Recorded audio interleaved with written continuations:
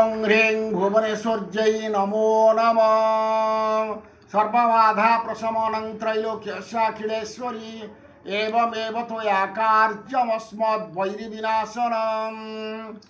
आपणकर राहु खराब अच्छी कि जन्मकुंडलीर लग्न कर्मस्थान भाग्यस्थान जदि राहु अच्छी किंबा राहु महादशा चली आपणकर अशुभ फल हो कर्मक्षेत्र में चाकरी गंडगोल हो शरीर पीड़ा रोचे धन नष्ट हो जाऊँगी लक्ष्मी वरदान करूना मस्तिष्क घूराऊँगी राहु प्रभाव यही भली प्रभाव हेले आपण राहु शांति सरल प्रयोग करंतु।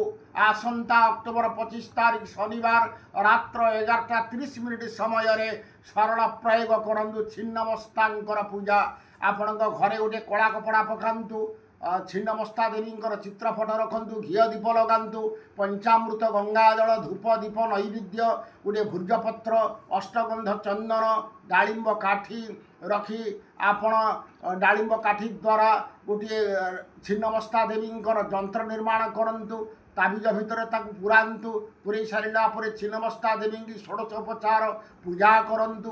पूजा सरीगला मंत्र 108 जप करंतु। मंत्र मु डाकी दौछि ओं श्रीं ह्रीं क्लीं ऐं वज्र विरोचनये हुं हुं फट स्वाहा। यही मंत्र को 108 थर जप करंतु। छिन्नमस्ता देवी जप सरीगला जप समर्पण करंतु साष्टांग प्रणाम करंतु देवी की रात्र शयन करंतु।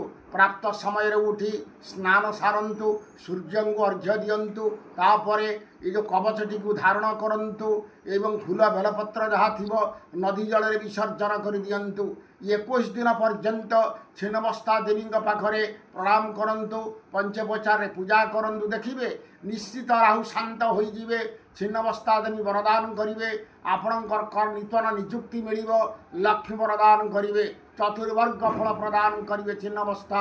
रहुछि नमस्कार। जय जगन्नाथ जय माँ कामाख्या।